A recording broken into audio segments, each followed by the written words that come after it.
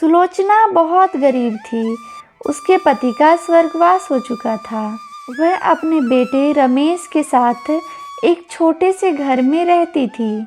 सुलोचना लोगों के घर जाकर साफ सफाई और खाना बनाने का काम करती थी और रमेश मजदूरी का काम करता था, जिससे बड़ी मुश्किल से माँ बेटे का गुजर हो रहा था। ठंड का मौसम था और बारिश भी हो रही थी। सुलोचना को सुबह सुबह काम करने जाना पड़ता था और उसके पास कोई गर्म कपड़े भी नहीं थे, जिससे उसे काफ़ी ठंड लगती थी, लेकिन बेचारी कर भी क्या सकती थी। ऐसे ही कुछ दिन चलता रहा। एक दिन सुलोचना काम करके शाम को घर आ रही थी कि तभी वह ठंड के कारण बेहोश हो गई। कुछ लोगों ने उसे जैसे तैसे उसके घर पहुंचा दिया। जब रमेश घर आया तो उसने देखा कि उसकी माँ बहुत बीमार हो गई थी। अपनी माँ को इस हालत में देखकर वह काफ़ी उदास हो गया। माँ, ये सब कैसे हो गया? एक तो ठंड में बारिश इतनी हो रही है कि सड़क पे निकलना मुश्किल हो गया है। ऊपर से हम गरीबों को अपना पेट पालने के लिए काम पर जाना ही पड़ता है। हाँ बेटा, अब मैं ठीक हूँ, तू चिंता मत कर। बेटा, मैं तुझसे कुछ पूछना चाहती हूँ। हाँ माँ, पूछो, क्या बात है? बेटा, तू शादी कर ले। मैं अब कोई काम नहीं कर पाऊंगी शायद। बहू रहेगी तो हम दोनों का ख्याल रखेगी। ठीक है माँ, जैसी आपकी मर्जी। बेटा, वो पड़ोस की विमला बहन बता रही थी, उसके नज़र में एक अच्छी सी लड़की है, तो तू कहे तो मैं आज ही बात कर लेती हूँ। ठीक है माँ, आप बात कर लो। सुलोचना विमला को अपने घर बुलाकर रमेश की शादी की बात कर लेती है और कुछ ही दिन में रमेश की शादी कविता से हो जाती है। अगले दिन कविता सुबह उठकर सुलोचना के पास जाती है।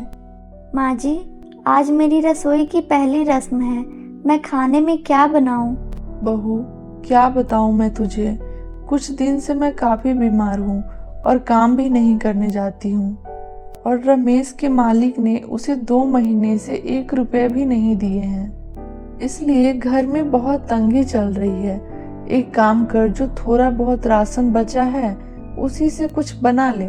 इतना कहकर सुलोचना काफ़ी उदास हो गई। सुलोचना को उदास होते देख, माँ जी आप उदास मत होइए, मैं हूँ ना, मैं सब ठीक कर दूंगी। अगर आप बुरा न मानो तो मैं भी काम ढूंढ लेती हूँ। माँ जी, मुझे खाना बहुत अच्छा बनाने आता है। अरे बहू, तू अभी अभी शादी करके आई है, तू कैसे काम करने जाएगी? कोई बात नहीं माँ जी, ये मेरा ही घर है और मैं अपने परिवार के लिए काम करना चाहती हूँ, इसमें बुराई क्या है? ठीक है बहू, अगर तू काम करने जाना चाहती है तो मैं जिन लोगों के घरों में काम करने जाती हूँ उन लोगों से तुम्हें मिलवा दूंगी। ठीक है माँ जी। इतना कहकर कविता वहाँ से चली जाती है। उसने बहुत प्यार से अपनी सास और अपने पति के लिए खाना बनाया। कविता के हाथ का खाना सुलोचना और रमेश दोनों को बहुत पसंद आया। बहू, तेरे हाथ में सच में कोई जादू है। इतने कम राशन में भी तूने कितना स्वादिष्ट खाना बना दिया। सच कह रही हो माँ, कविता को तो सेफ होना चाहिए था। अपनी सास और अपने पति से अपनी तारीफ सुनकर कविता बहुत खुश हो गई। अगले दिन सुलोचना कविता को लेकर उन लोगों से मिलवाने ले जाती है जिन लोगों के घरों में सुलोचना काम करती थी, और अपनी जगह कविता को काम पर लगा देती है। लोग कविता की बहुत तारीफ करते कि वह बहुत अच्छा खाना बनाती है।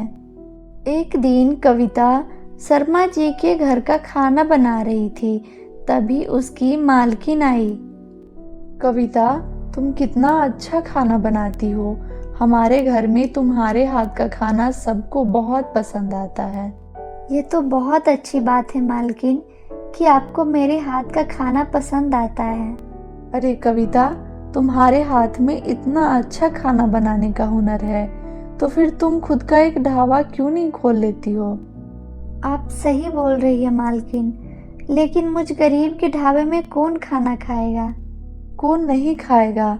एक बार जो तुम्हारे हाथ का खाना खाएगा वो फिर कभी दूसरे ढाबे पर खाना खाने नहीं जाएगा।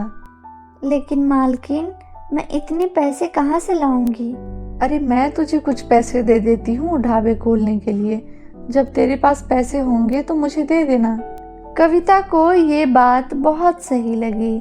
फिर कविता अपना काम करने लगी और मालकिन भी वहाँ से चली गई। अपना काम खत्म करके कविता जब अपने घर वापस आई तो उसने अपने सास और अपने पति को सारी बातें बताई। ये बहुत अच्छी बात कही है मालकिन ने। एक बार ढाबा स्टार्ट तो करो, देखना सब तुम्हारे खाने के दीवाने हो जाएंगे। मैं भी तुम्हारा साथ दूंगा ढाबे पर। फिर क्या था, पैसों का इंतजाम होते ही रमेश ने एक छोटा सा स्टॉल खरीद लिया और उसे मार्केट में लगा दिया। कविता खाना बनाती और सुलोचना और रमेश ग्राहकों को संभालते। कविता के खाने की खुशबू जिसके नाक तक पहुंचता वह बिना खाए वहां से नहीं जाता। कविता, रमेश और सुलोचना तीनों बहुत खुश थे। समय बीतता गया। कविता के हाथ का खाना लोग बहुत पसंद कर रहे थे। खाना भी अच्छा और पैसे भी कम। एक दिन जब तीनों एक साथ बैठकर हिसाब कर रहे थे तभी रमेश ने कहा, कविता, सब्जियां खत्म हो गई है, तुम बाजार से सब्जियां ले आओ। ठीक है, मैं अभी बाजार जाकर सब्जियां ले आती हूँ। कविता सब्जी लाने बाजार चली जाती है और कुछ ही देर में कविता बाजार से सब्जी लेकर आ जाती है, लेकिन उसके हाथ में बहुत कम सब्जियां थी। बहू, ये इतनी कम सब्जियां क्यों लाई है तू? इससे क्या होगा?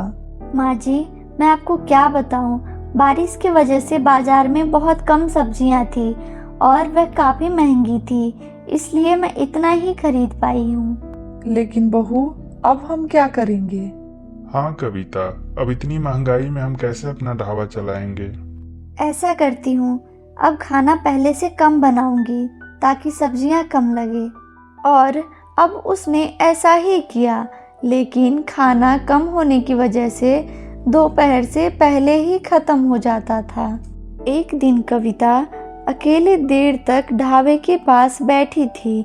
वह बहुत उदास थी क्योंकि अगले दिन खाना बनाने के लिए कोई सब्जी नहीं बची थी।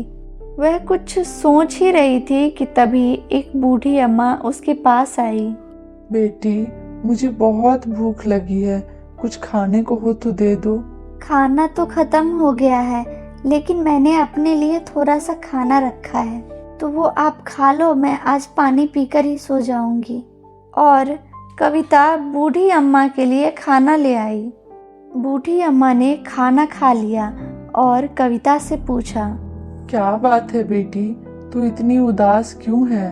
कविता ने अपनी सारी बात बूढ़ी अम्मा को सुनाई।